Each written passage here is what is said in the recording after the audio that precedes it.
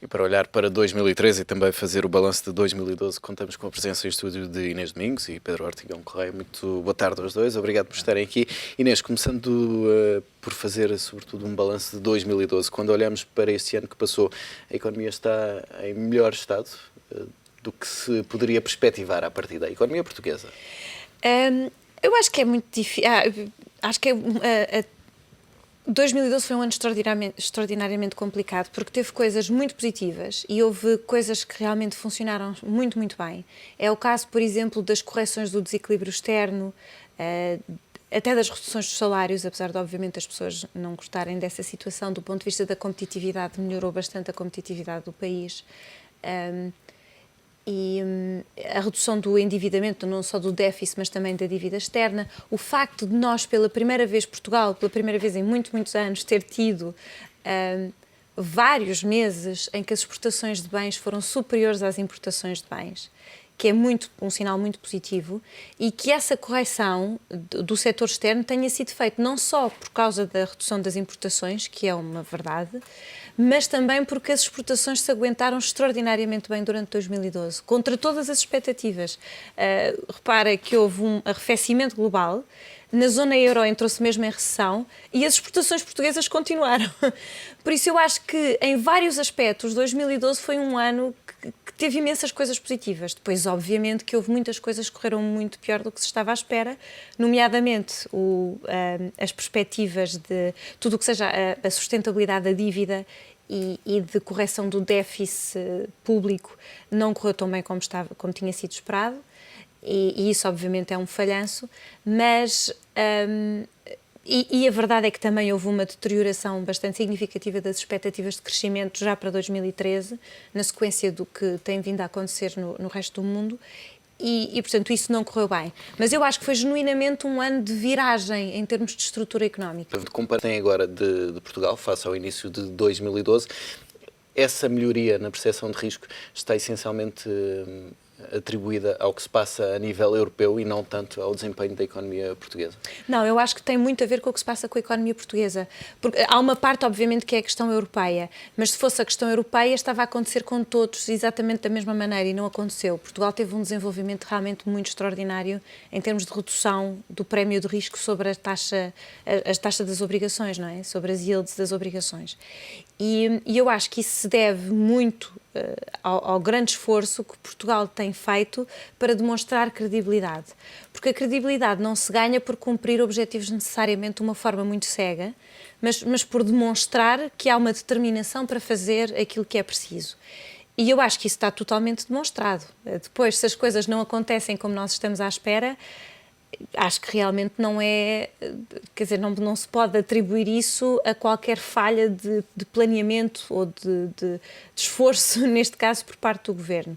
Portanto, eu acho que há uma componente muito forte que é especificamente portuguesa, é uma redução realmente do risco para Portugal pelo que foi feito até agora, e não foi só pelo Governo, mas também por todo o ajustamento. Eu acho que é isso que às vezes as pessoas ou criticam o Governo ou gostam do Governo, mas é muito o Governo, o Governo, o Governo.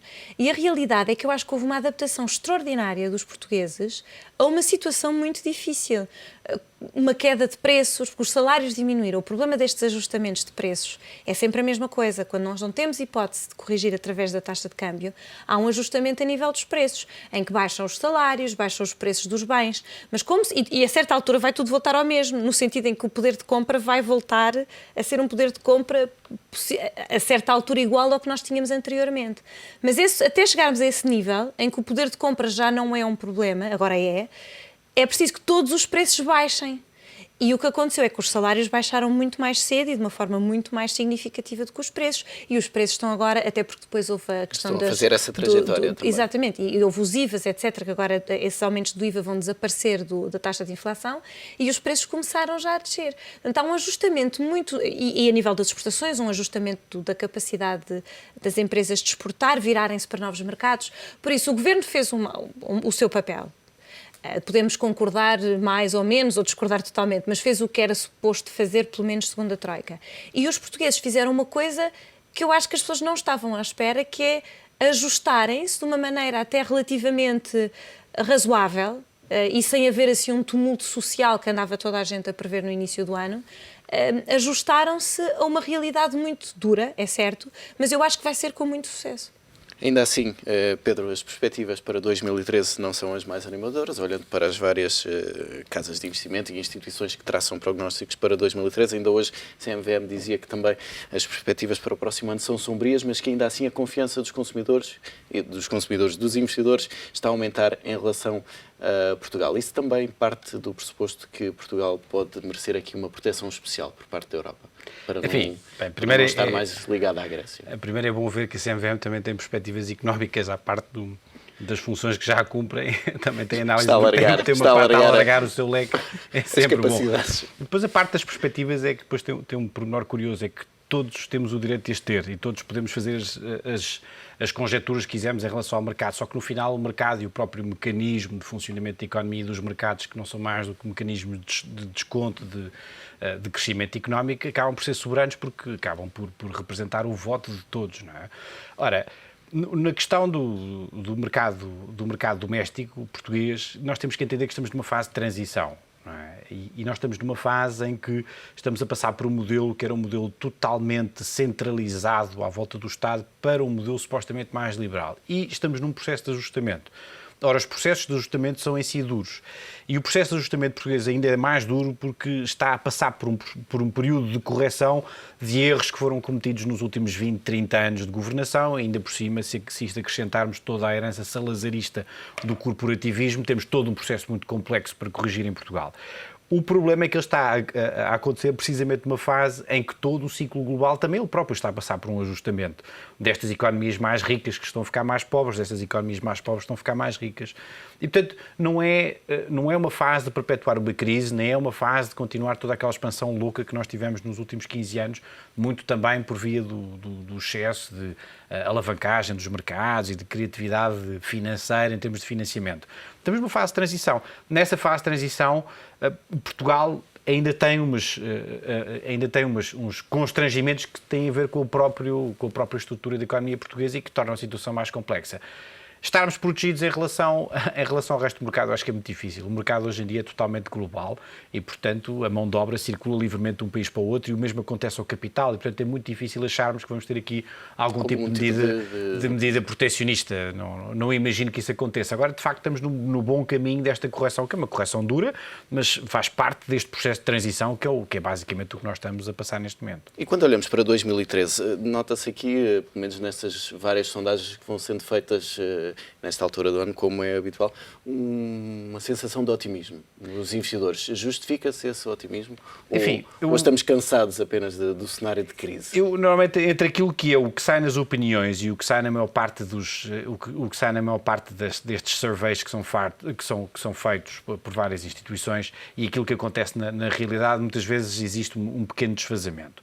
De facto, este foi um ano de um enorme pessimismo. Nós olhamos e se recuássemos 12 meses, tínhamos as pessoas a pintarem o quadro mais negro possível para o mercado. E, no entanto, nós olhamos e vemos que nos Estados Unidos o Dow Jones subiu 12%, o DAX na Alemanha subiu 30% desde o princípio do ano, o CAC 40 subiu 17%, nós em Portugal o mercado acionista subiu cerca de 5,5% desde o princípio do ano, Espanha, que passou por uma correção absolutamente extraordinária e uma crise a nível das suas instituições financeiras, como não há memória naquele país, apenas corrigiu 2% desde o princípio do ano. E, portanto, há um enorme desfazimento entre aquilo que é a realidade dos factos e aquilo que muitas vezes são as opiniões.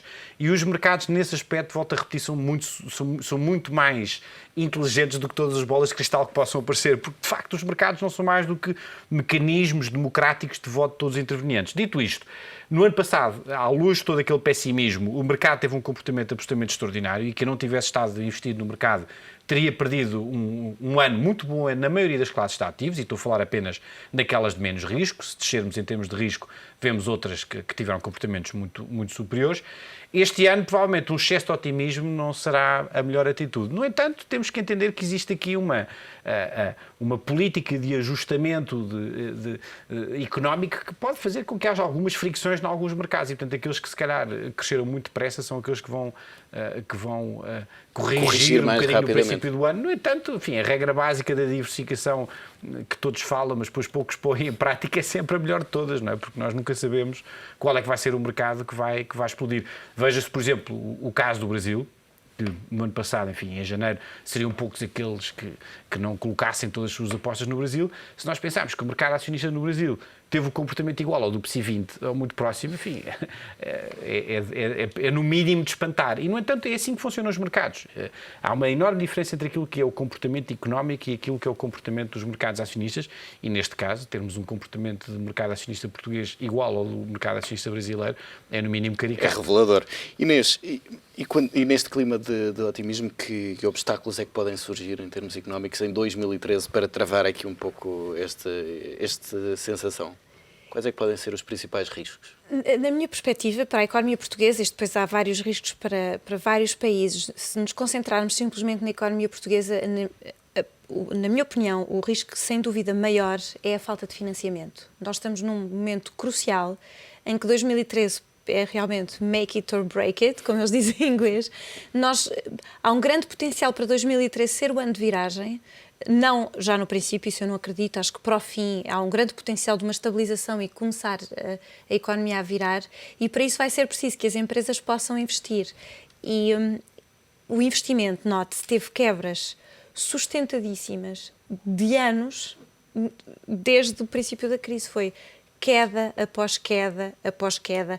Este último trimestre cujos dados foram revelados, que foi no terceiro trimestre, mostra que o investimento subiu, mas apenas porque nós importámos um avião, uma coisa assim extraordinária. Nós importámos um avião, subiu o investimento. Pronto, mas é uma subida depois de praticamente 3 anos de quedas do investimento.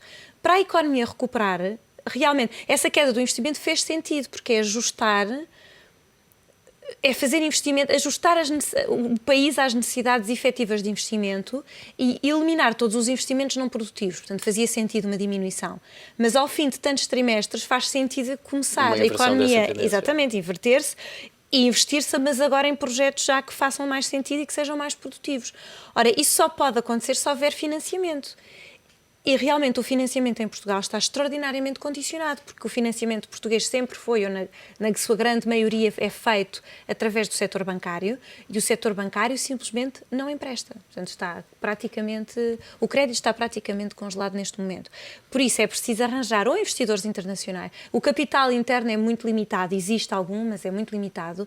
Por isso é preciso ir buscar dinheiro ao exterior, através do CREN, mas também muitos investidores privados, isso os portugueses não estão habituados a fazer, e depois era útil realmente que os bancos e que o setor financeiro começasse a funcionar normalmente, e isso francamente só Deus sabe. Mas e se não acontecer, Pedro, e só para concluirmos, os empresários portugueses sabem de facto ir à procura de fontes de financiamento alternativas? Sabem, de facto, se temos uma coisa extraordinária neste país é o gênio dos empresários que nós temos e que de facto estão habituados a viver em fases de altos e baixos. E, de facto, o problema crónico da nossa economia é a falta de capital, precisamente o que a Inês comenta. Nós não temos capital e o capital é uma peça essencial da engrenagem do valor acrescentado à economia. Se ele não existe, tudo o resto que vem a seguir não aparece a criação de emprego, portanto, os salários não são pagos. Portanto, sem esse capital, nós não avançamos. Em Portugal, o capital era criado, o pouco que havia era injetado na economia, mas a maior parte do capital que nós tínhamos era uma espécie de capital artificial que vinha via bancos. Os bancos tinham um papel gigantesco na nossa economia porque eram uma espécie de máquinas de criação de capital, porque favoreciam alguns acionistas em relação a outros, porque criavam capital que não existia, às vezes, muitos desses casos até acabaram em tribunal e neste momento até estão a ser julgados, mas que vêm precisamente do facto de não existir capital. E, portanto, era esta criatividade dos bancos que fazia com que o dinheiro fosse injetado nas empresas via capital. Tendo isso acabado, de facto temos aqui um estrangulamento muito grande. E esse é o principal risco. Ora, para atrair esse capital temos que ter uma economia que seja o mais aberta e o mais transparente possível. É precisamente esse mecanismo de abertura da economia que está neste momento a ser trabalhado, tentando atrair investidores ao nosso mercado. E a partir do momento em que apareçam esses investidores, depois tudo o resto acontece. Mas não é preciso dar mais sinais também para esses investidores terem apetência pelo mercado português, sinais de crescimento, de um rumo a seguir? De facto, para mim há duas coisas essenciais. A primeira de todas tem a ver com o enquadramento jurídico. Ele não funcionando, é muito difícil que um investidor venha para cá. Se as regras, se aquilo que é a base, o denominador comum desta sociedade, que são as regras e a forma como elas são exercidas, se isso não funciona, então é extremamente complicado que um investidor de fora venha cá, porque primeiro não entende e depois não sabe como é que vai exigir aquilo que tem que exigir. Veja-se o caso da fiscalidade. Todos os anos muda e, portanto, isto para um investidor internacional é muito complexo. Estando essa parte resolvida, depois há a segunda, que é a parte do mercado de capitais. Convém que ele seja bem tratado, convém que os investidores minoritários sejam bem tratados, convém que exista uma tradição de mercado de capitais, porque é uma forma direta de nós financiarmos as empresas sem passar pelo circuito da banca, que era aquele que de facto tem inquinou esta economia. Portanto, a partir do momento em que as empresas puderem aceder diretamente ao capital, torna-se mais livre. Mas tudo isto é uma máquina que precisa de ser oleada e que precisa de enorme rigor e, sobretudo, transparência, para que se crie depois um ambiente em que todas estas coisas fluam de forma natural. Não havendo isto de forma automática, a forma que o empresário português tem de encontrar investidores é fazendo parcerias, é indo para o estrangeiro, é indo para o mercado natural que fala português, do mundo português, é indo para a África, é indo para o Brasil, e aí, de facto, o gênio português revela-se porque acabam por encontrar parceiros, acabam por encontrar formas diferentes de se financiar e é, de facto, a única maneira de tentar inverter este circuito interno de uma economia que não só parou o crescimento, como estagnou, como nos próximos tempos vai abrandar de crescimento. E, portanto, tendo isto num quadro em que pozinhos mágicos já não existem, de facto fica à mercê do gênio de cada um e nisso eu acho que nós somos absolutamente extraordinários. E fica essa sugestão para 2013. Pedro Ortigão Correia e Inês Domingos, obrigado pela presença neste Fecho de Contas e um bom 2013. Obrigado, igualmente. E fica por aqui também este programa. Obrigado pela preferência. Voltamos a ver-nos amanhã às 4h30.